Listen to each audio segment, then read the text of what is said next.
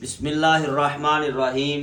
नाजरीन दोस्तान मोहतरम, जिस तरह के पहले भी एक दिन तुहानू विखाया सी कि यह चीज़ देख रहे हो, ठीक है जी, यह मैदे के अंदर बहुत ज़्यादा गर्मी होने की वजह तो, स्टमक लीवर के अंदर बहुत ज़्यादा हरारत होने की वजह तो, ठीक है जी, यह सारे मामलात ने। वजह की है नाकस गज़ा, नाकस गज़ा होने की वजह तो जिहड़ा ना जी यह सारे मामलात ने, ठीक है।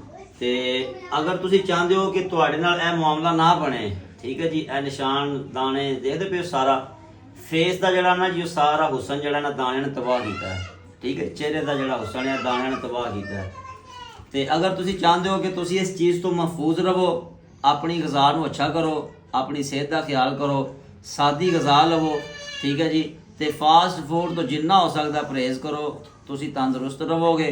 ते अगर तुहानू यह मामला है, ठीक है जी, किसी को वेखण वाले विचों ते हल करना चाहते हो, अपने वीर को आओ। 3 तो 4 हफ्तों के इंशाअल्लाह ताला चेहरा बिल्कुल जरा जी साफ हो जाएगा।